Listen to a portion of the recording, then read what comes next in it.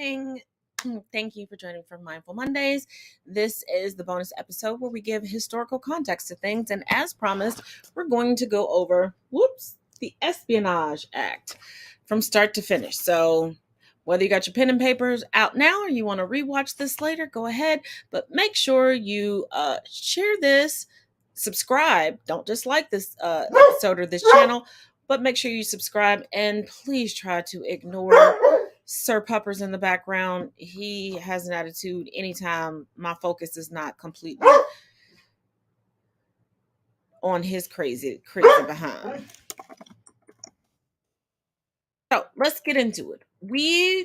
Most of the United States was introduced to the Espionage Act for the first time with Julian Assange, but nobody really paid attention to that. I shouldn't say for the first time. There was another case during our lifetime that made big news, especially in the lieu of social media.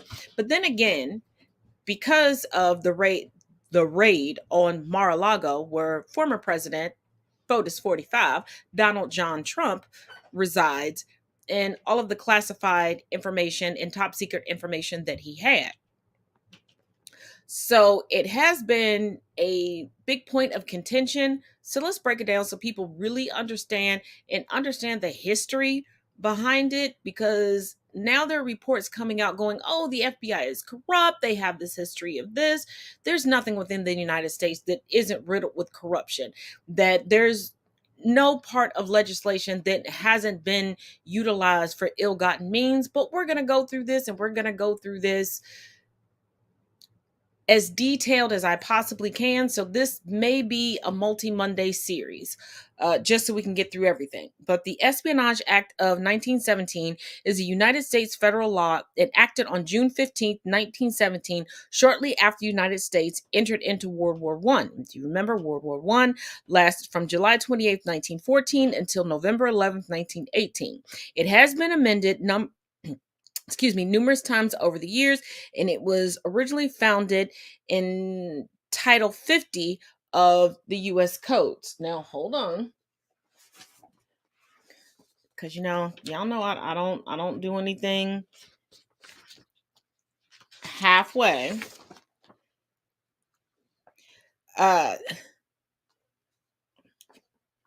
Title 50 of the United States Code has 58 chapters that include national defense, ordnance and fortification, alien enemies, photography, sketching, mapping, disclosure of classified information, weapons and special nuclear materials, armories, arms, and war material generally, and the list goes on. If you all want to go over Title 50, we can do that in another series. But most notably, the Espionage Act was intended to prohibit the interference with military operations or recruitment, to prevent insubordination within the military, and to prevent the support of the United States enemies during wartime. So basically, whatever jacked up stuff was going on in the United States, or if the United States had a jacked up reason for centering itself in a war or somebody else's civil unrest within their country, it made it illegal to speak about it. Now, in 1919, the Supreme Court of the United States unanimously ruled through Schenck v. United States that the act did not violate the freedom of speech of those convicted under the provisions. Now, the 1919 case of Schenck v. United States, SCOTUS unanimously decided that the First Amendment did not protect defendants from prosecution for distributing flyers urging resistance to joining the military or the draft. So when you hear somebody going, but I have freedom of speech, and you hear people going, it's not freedom of consequences, and it's protection from the United States government. It's protection from the United States government with certain caveats. It's not 100%. There's still consequences to your actions. And if your speech is encouraging people not to join the military or support a current or probable future war,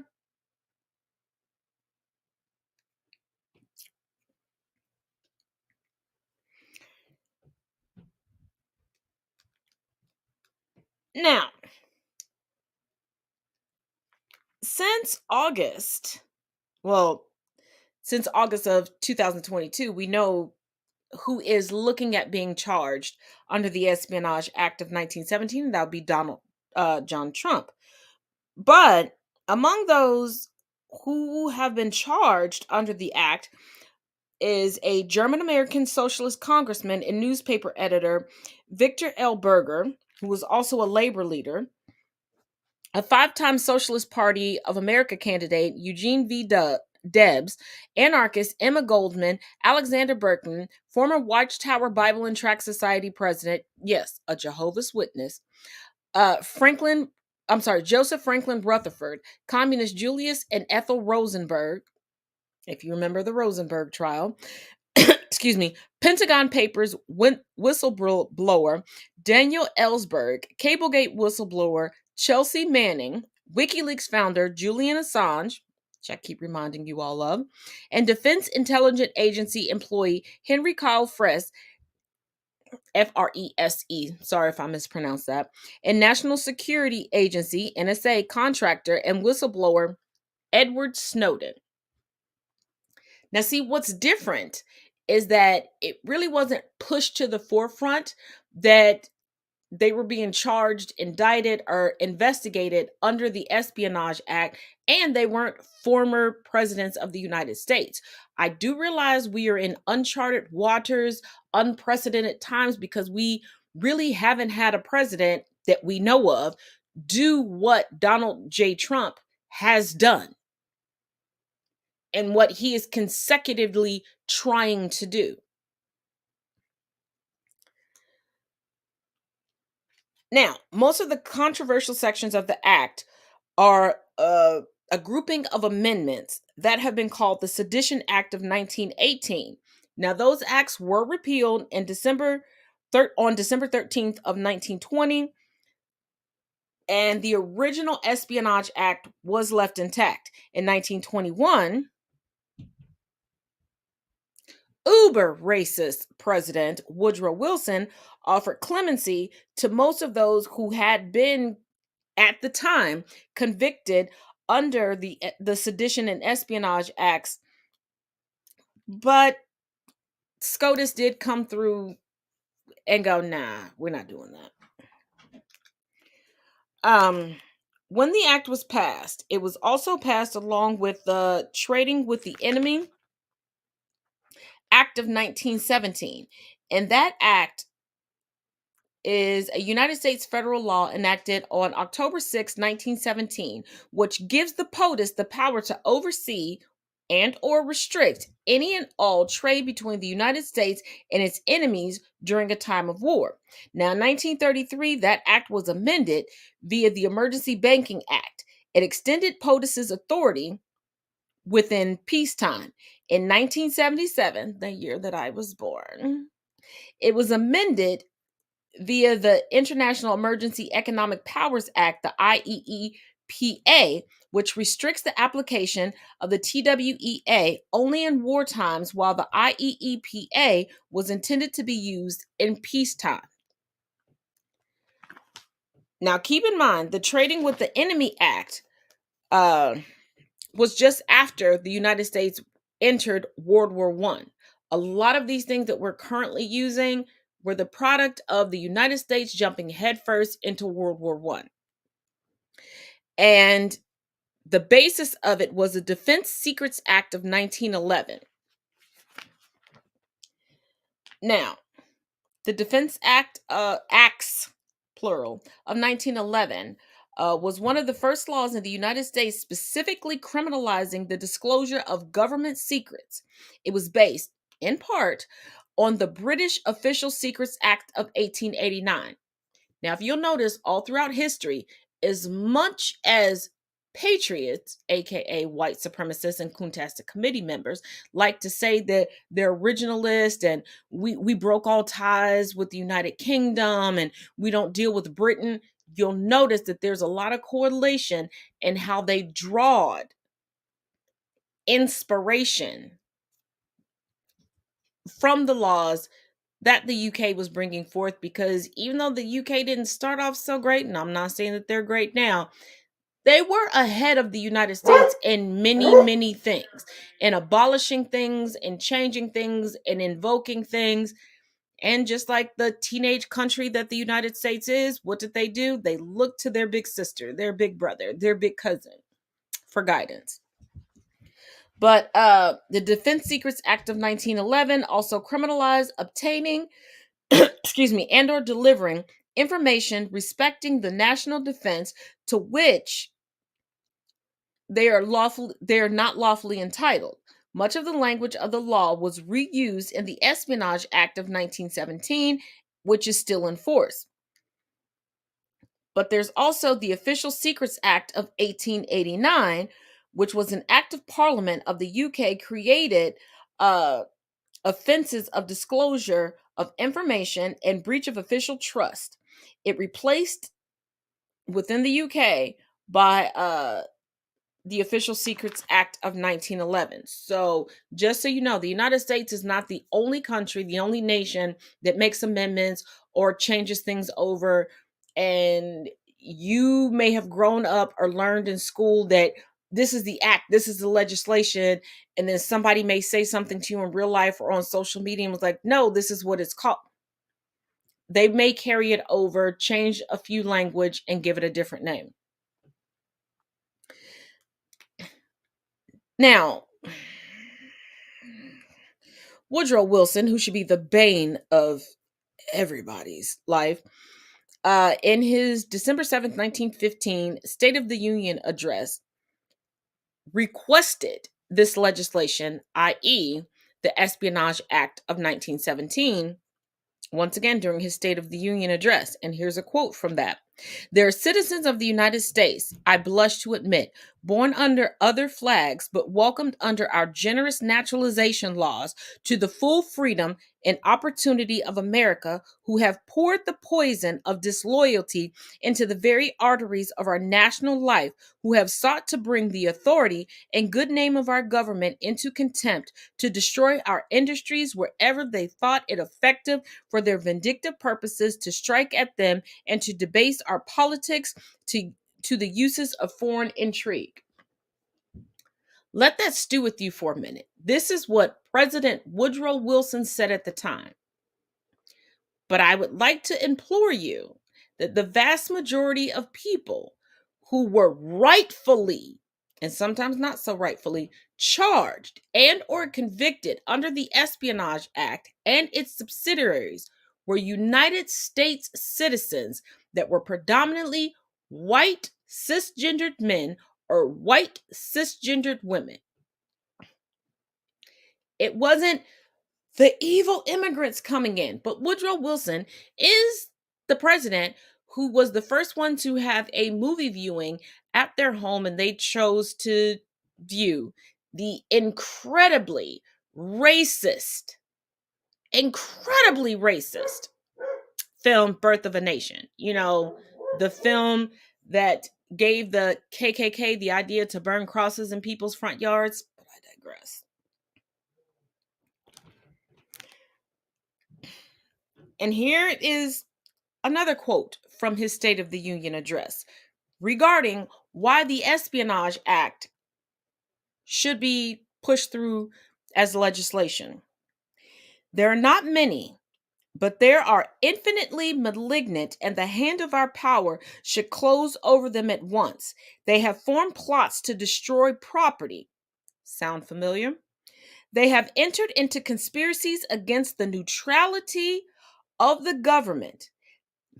I don't know when the United States government has ever been neutral, but let's keep going. They have sought to pry into every confidential transaction of the government in order to serve interests alien to their own. But if they came over to the United States, gained citizenship, became naturalized, were willing to assimilate, how are their goals? Never mind. It is possible to deal with these things very effectively. I need not suggest the terms in which they may be dealt with.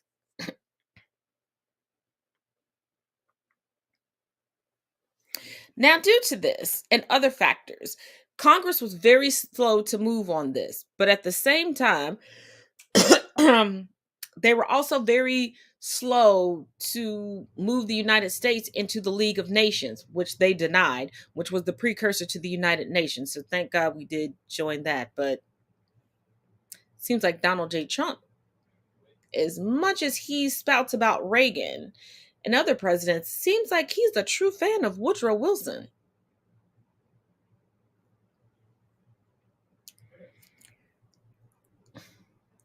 So even after the United States decided to break its diplomatic relations with Germany, it was only after that that the Senate passed a version of the Espionage Act of 1917 on February 20th, 1917. The House didn't vote on the act during their then current session of Congress. It was after the declaration of war in April 1917 that both houses debated versions of the Wilson administration's draft that included press censorship. The provision aroused opposition, with critics charging it established a system of prior restraint and delegated unlimited power to the president. Now y'all see why I think Trump really idolizes Wilson, because Wilson really wanted to be a dictator just like him. Exactly. Sounds just like him. Um so the Senate did remove the censorship provision by a one vote margin of 39 to 38. Wilson still insisted that it was needed. And here's the quote regarding this: authority to exercise censorship over the press is absolutely necessary to the public safety.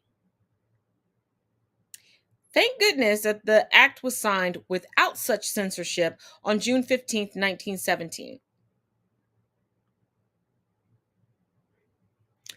Wilson was using this as an excuse to have, just like Russia does, state run media, aka Fox News.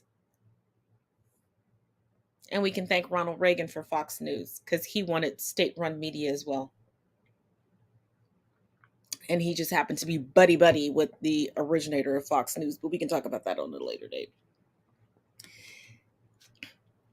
The then Attorney General, Thomas Watt Gregory, supported the passage of the act, but viewed it as a compromise. Now, before we go any further,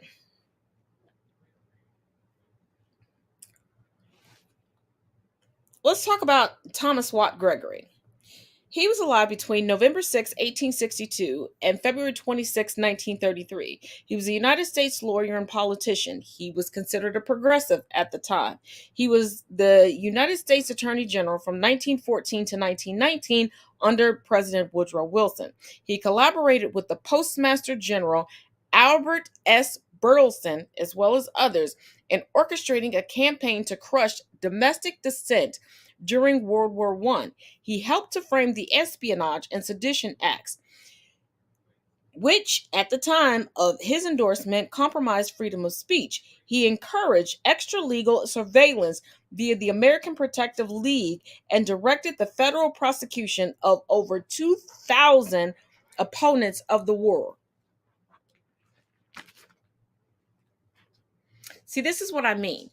There's nothing within the United States, legislative wise, that isn't riddled in controversy. This is a man who conspired with others to use his power. Sound familiar? But because he was standing on the right side of history at the time, meaning he was a part of the formation of the act was never weaponized against him.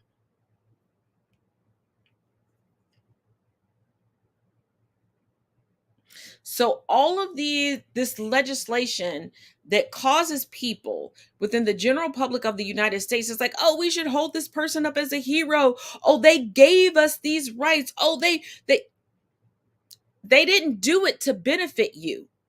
They became a part of these things to utilize that power against you.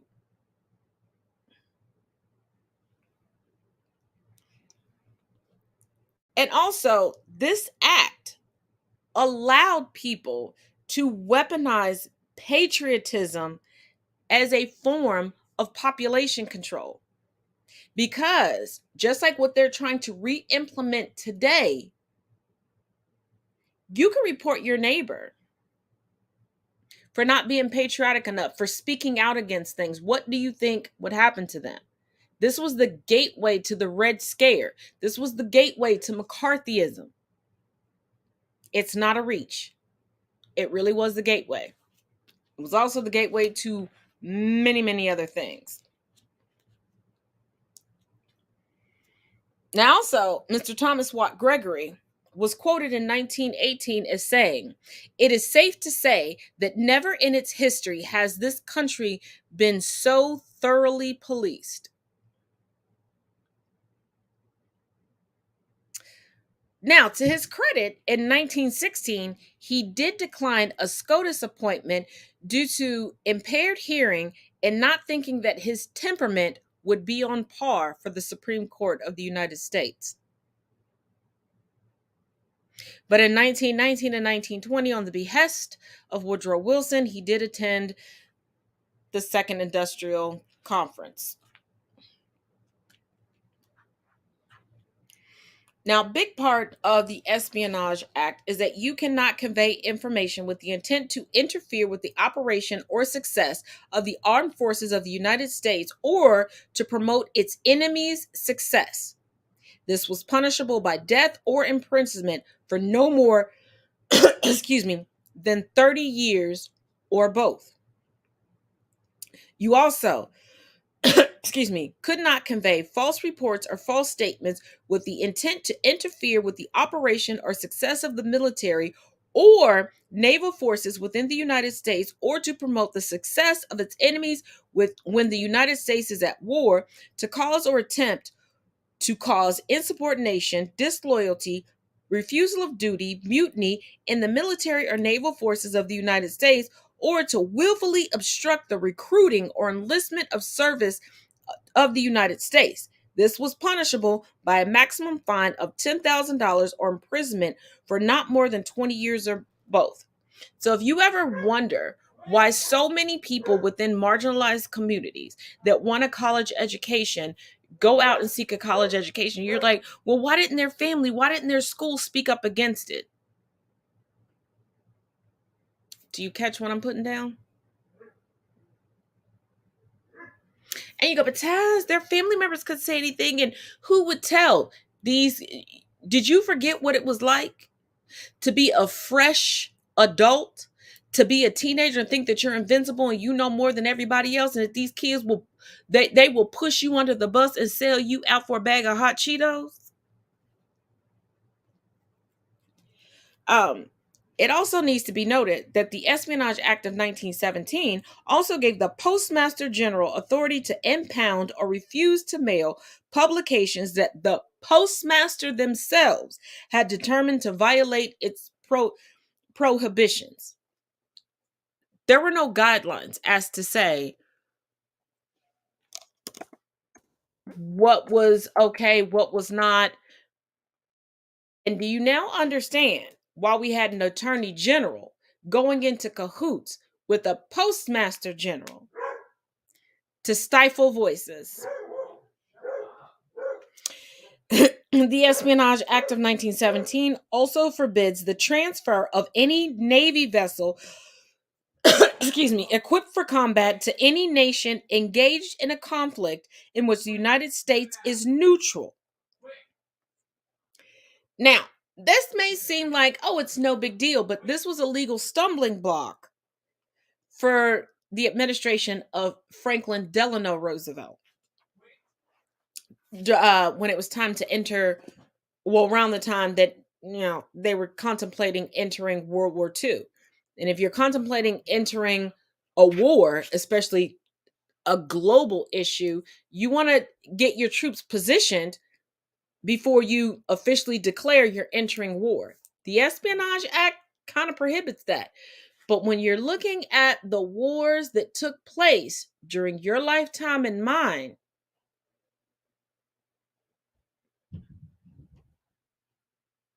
we know some leniency happened. Now let's get into some amendments. Actually, before we get into the amendments of the sedition, oh, I'm sorry, of the Espionage Act of 1917, let's run this ad and I'll see you back in 2 and 2.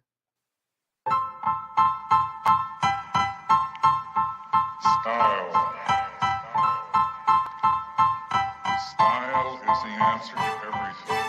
A fresh way to approach a dull or dangerous thing. To do a dangerous thing with style is what I call art.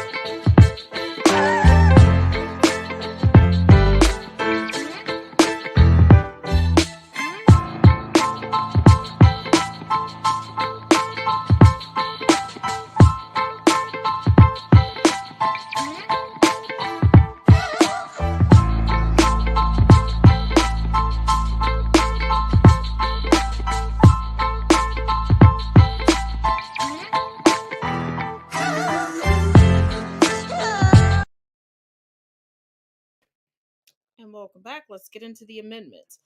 Um, on May 16th of 1918, the law was extended. And it was extended by the Sedition Acts of 1918, which we talked about briefly before.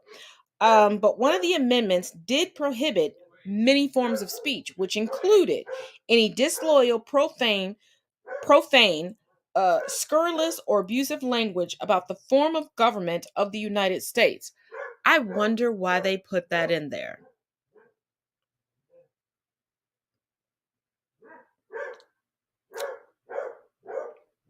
I wonder why.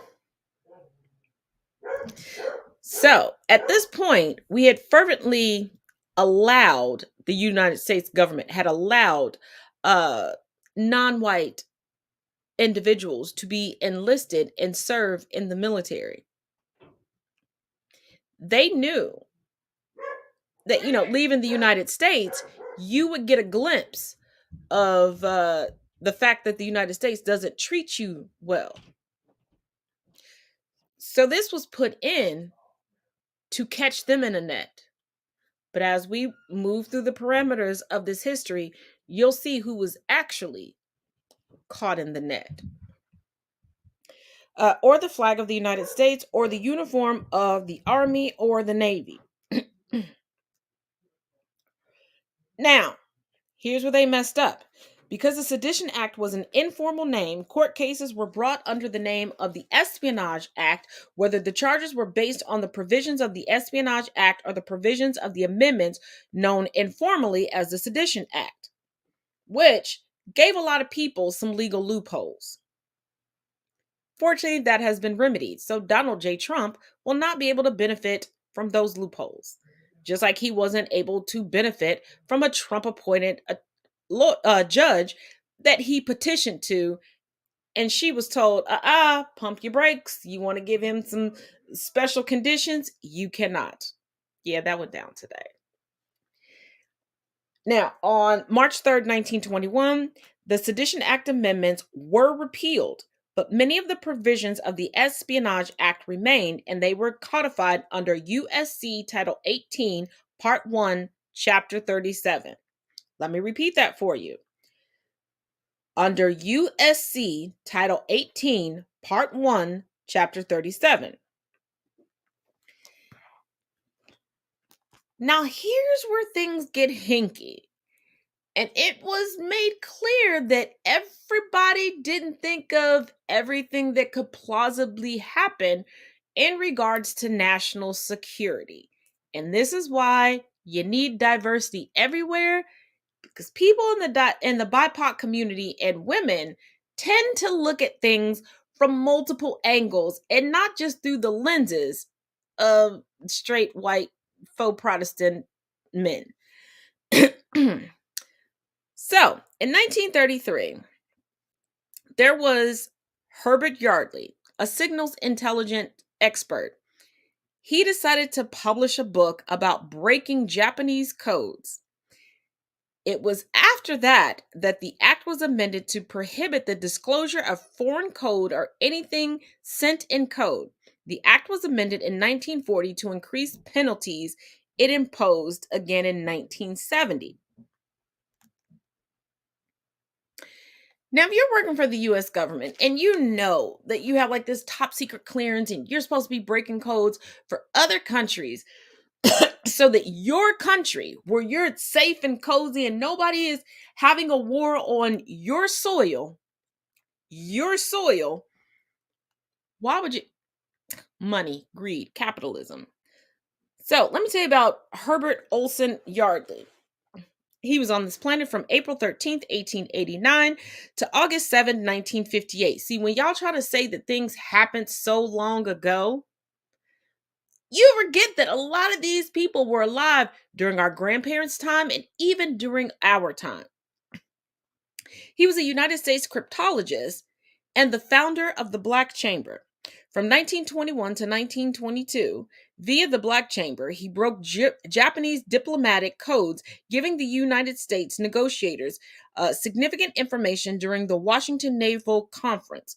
He was awarded the Distinguished Service Medal. In 1931, he wrote The American Black Chamber, which referenced his experiences breaking code and a part of the Black Chamber. From 1938 to 1940, he assisted the nationalists in China to break Japanese codes. From June 1941 to December 1941, he worked with the Canadian government to set up the cryptological section, the exam unit, if you will, of the National Council of Canada. Quick caveat, if you're not familiar with cryptography, it is the practice and study of techniques for secure communication in the presence of adversaries, aka third parties. In computer science, cryptography refers to the secure information and communication text derived from mathematical concepts and a set of rule-based calculations, aka algorithms, to transform messages in ways that are hard to decipher. Now let's get into the Black Chamber. No, this didn't have nothing to do with Black people at all. Shocking. So the Black Chamber existed from 1919 to 1929. It was also called the Cipher Bureau. It was the first peacetime cryptoanalytic United States organization. It is the forerunner to the National Security Agency, the NSA, if you will. In 1919, it was founded in May following our entrance into World War I. Headed by Herbert Yardley, and per James Bamford, the chamber secured the cooperation of the United States Telegraph companies, including Western Union, to illegally turn over foreign embassies and consulates cable traffic in Washington and New York. In 1929, it closed due to lack of funding. Didn't I tell you there's no part of legislation within the United States that is void of corruption? But y'all don't want to hear me though. I also try to tell y'all that history isn't hard to learn, but y'all don't want to hear me on that either. Now, James Bamford, who brought us this information that, hey, they used ill-gotten, in a court of regular law, if it was white people suing white people, this wouldn't fly. But James Bamford was born September 15th, 1946. As far as I can find, the man is still alive. um, he was a United States journalist, author, and documentary producer. He is noted for writing about the United States Intelligence Agency, especially the NSA.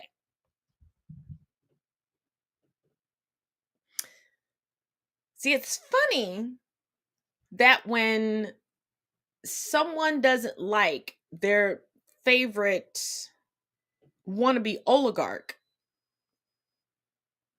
receiving consequences, they go after the FBI. They're all corrupt. They've all have a history of corruption. We can nitpick all day long, but when they get it right, they get it right. Because what did they say? Even a broke clock is correct twice a day. Oh, I know, Brittany. I know you take me seriously.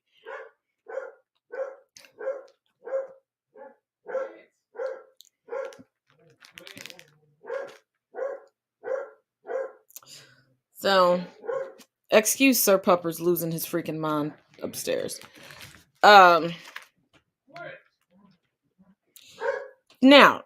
in 1989, there was a proposed amendment by Congressman James Trafficant. He wanted to amend 18 USC 794 to broaden the application of the death penalty. But let's discuss Mr. Trafficant real quick. So, James Anthony Trafficant, May 8th, 1941 to September 27th, 2014. Let me repeat that birth and death date for you. May 8th, 1941 to September 27th, 2014. See, they try to tell you that history is so disconnected from us currently. It is not. Because those of y'all that were alive and between that span and are still alive now, raise your hand if you're sure. He was a United States politician. He was an Ohio United States representative out of the 17th district. He was a Democrat and then later became an independent. He was expelled from the House due to a conviction of 10 felony counts, including taking bribes, filing false tax returns, racketeering, forcing congressional staff to perform chores on his farm in Ohio and his houseboat in D.C. Now remember, he was a Democrat. Y'all know about the party switch, right? Okay. Now, on September 2nd of 2009, he was released from prison after serving 7 years. On September 27th of 2014, he died due to a tractor accident. That sounds like our ancestors came to gather him. That's what it sounds like to me. Tell Izzy if I would let Sir Puppers back downstairs, he would be saying hi back. Oh, here he goes. He's back again. Puppers, back again.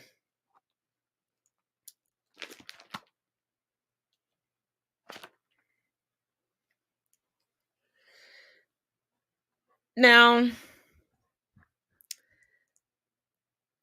Senator Arlen Specter also proposed a comparable expansion of the use of the death penalty within the same year.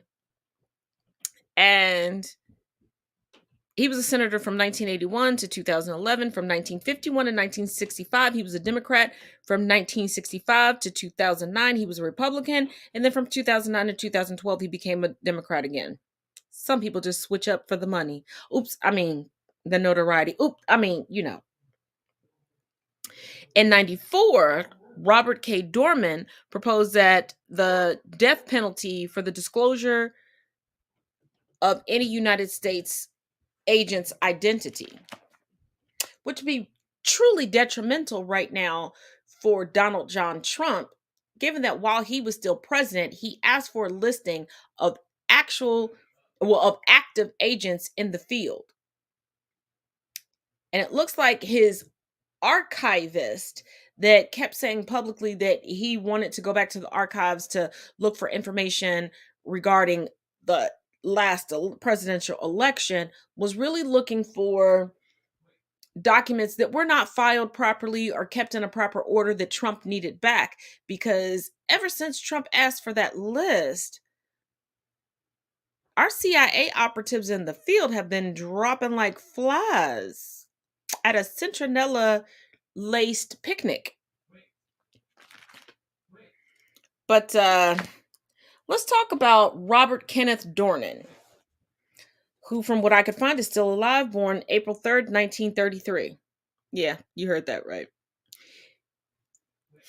And you're going to love this. It's a United States actor and politician from California. From 1977 to 1983 and 1985 to 1997, he sat on the United States House of Representatives. In 1994, he outed Representative Steve Gunderson on the House floor. I mentioned that to you all before in a previous episode. In 1996, he failed to get the GOP presidential nomination. I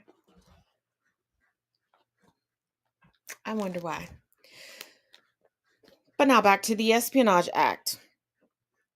During World War I, much of the act's enforcement was left to the discretion of local United States attorneys, so enforcement varied widely, as does everything else in the United States. Why have an official federal office if you're not going to give federal guidelines or rules so that there's uniformity? Department of Education. But I digress. Born like Kate Richards O'Hare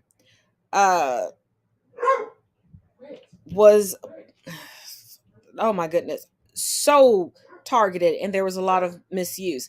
The industrial workers of the world were targeted. And it wasn't until a few weeks before the end of the war that the United States Attorney General instructed United States attorneys not to act regarding the Espionage Act of 1917 without his approval. Now, I know I brought up Kate Richards O'Hare. So, Carrie Catherine Kate Richards O'Hare, March 26, 1876 to January 10th, 1948, was an American Socialist Party orator, activist, and editor.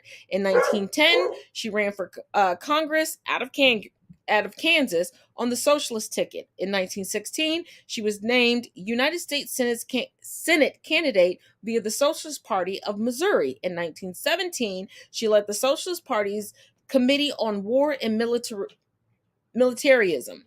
She was convicted under the Espionage Act for her anti-war speech in Bowman, North Dakota. In 1919, she was sent to Missouri, to the Missouri State Penitentiary, because there was no women's federal penitentiaries at the time, for a 5-year sentence. In 1920, a nationwide campaign led to her pardon. Now, the Industrial Workers of the World, IWW, was founded in Chicago on June 27th, 1905. Their members at the time, I don't know if they're still referred to as this, were called Wobblies. It was it's an international labor union. The ideology combines general unionism with industrial unionism, and general union subdivided between a variety of industries. The philosophy and tactics described as revolutionary industrial unionism. Now, general unionism is a trade or labor union. Industrial unionism is a trade union organizing method through which all the workers in the same industry are organized into the same union regardless of their skill or trade. It's not combined to that. Now, it gets even deeper than that. A year after the act was passed, Eugene V. Debs, a Socialist Party presidential candidate in 1904, 1908, and 1912, was arrested and sentenced to 10 years in prison for making a speech that obstructed recruiting. He ran for president again in 1920 from prison. President Warren G. Harding commuted his sentence in December 1921 when he had served nearly 5 years. Now, everybody they keep catching in the trap, they're white. And if you notice, no matter how harsh of a sentence, they're not they're not even going anywhere close to that and getting presidential pardons and clemency and nationwide outrage and being released. Now, Eugene Victor Jean Debs, November 5th, 1855 to October 20th, 1926, was a United States socialist, political activist, trade unionist, and one of the IWW's founders.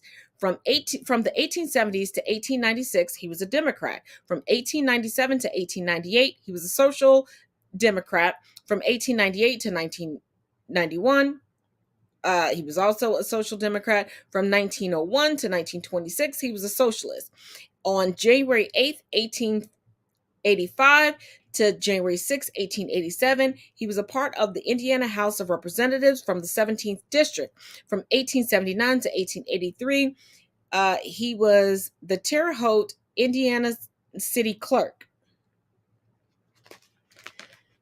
Because they're always knee deep, very ingrained in politics and political society. Now, the United States v. Motion Picture Film, 1917, a federal court upheld the government seizure of a film called The Spirit of 76, regarding 1776, on the grounds that its depiction of cruelty on the part of British soldiers during the American Revolution would undermine support of America's wartime ally. The producer Robert Goldstein, a Jewish man of German origins, was prosecuted under Title 11 of the Act and received a 10-year sentence plus a fine of $5,000. The sentence was commuted on appeals 3 years later. So basically, near actual depictions of actual history, according to the government, will decrease governmental support and have people not like all of governmental decisions and actions.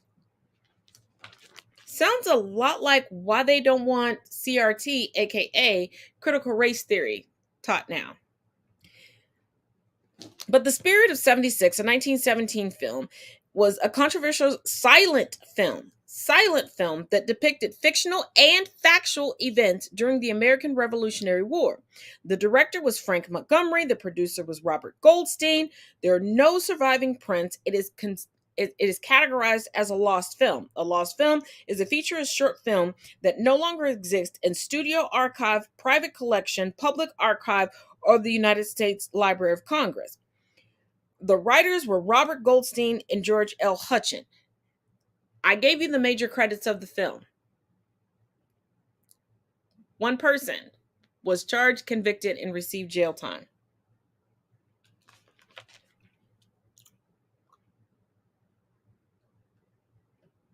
Now, once again, we have Postmaster General Albert S. Burleson, and those in his department played a critical role in the enforcement of the Act, the Espionage Act of 1917. He held his position because he was a Democratic Party loyalist and close to the President and Attorney General. So he was power hungry and received political favoritism. When the Department of Justice numbered its investigators in the dozens, the post office had a nationwide network in place. The day after the act became law, Burleson sent a secret memo to all postmasters ordering them to keep close watch on a matter which is calculated to interfere with the success of the government in conducting the war.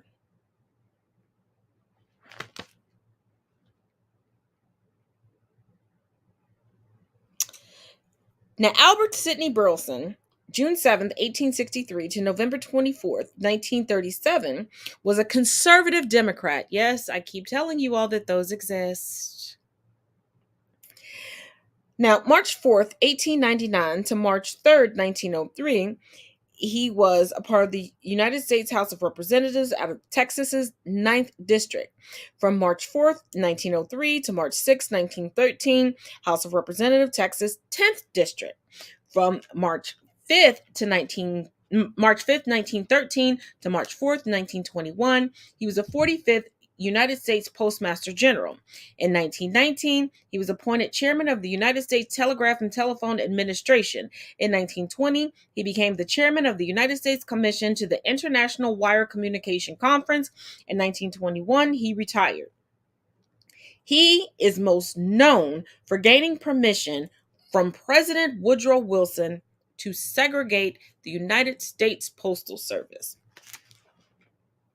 But yeah, the big controversy behind the Espionage Act is that it's being used against Donald J. Trump. And that's why there's corruption.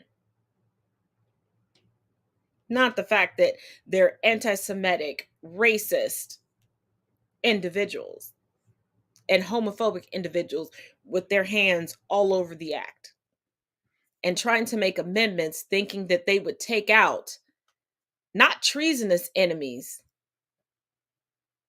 but enemies that don't live the life that they put out into the public that they live.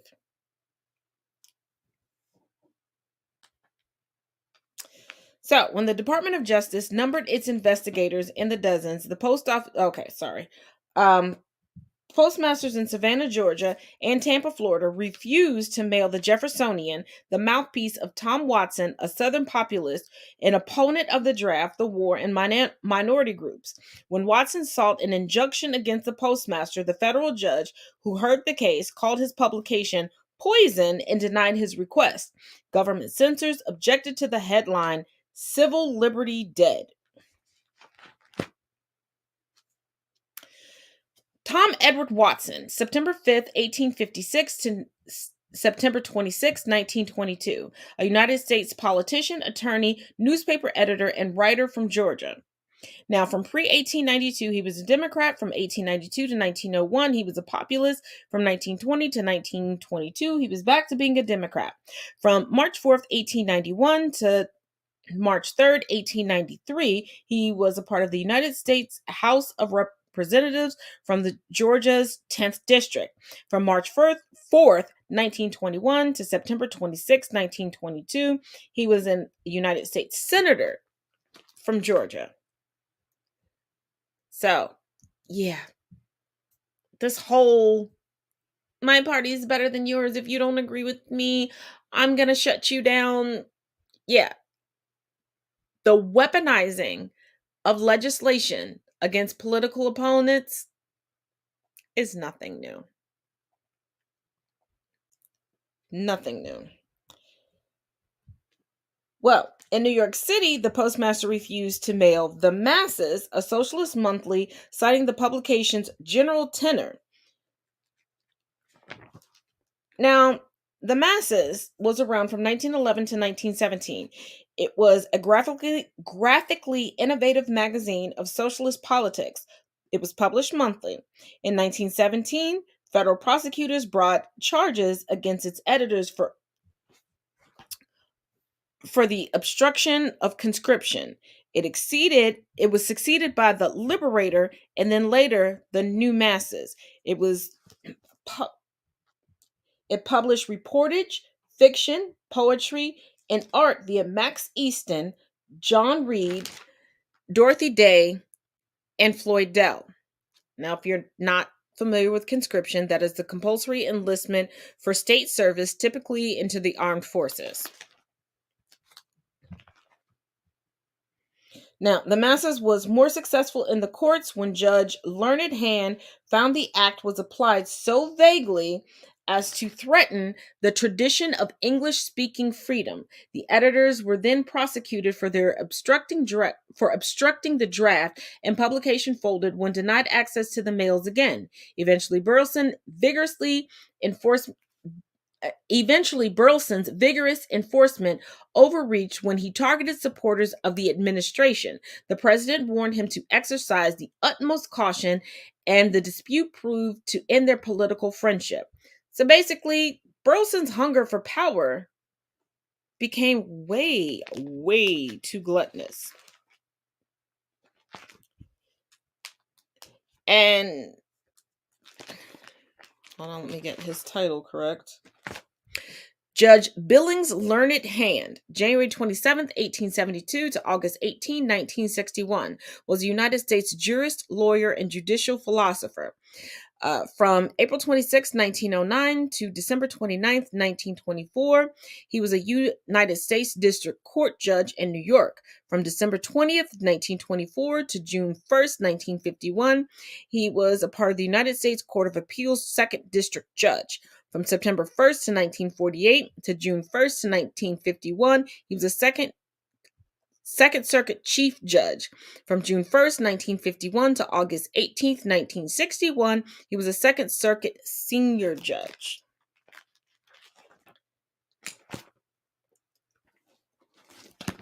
And like I told you all, we will probably have to make this into a series because, as all things United States history, it goes deep and you have to cover all of the bases. So I will mark where we left off here.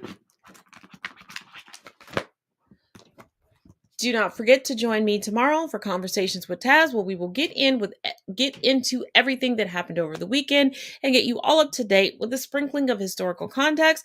And I look forward to joining you next Monday as we continue to go through the Espionage Act and all of its crazy and intricate and nefarious history, and how it ties back to Donald J. Trump, and how certain things seem to be so interwoven with the current rhetoric that is being spread around.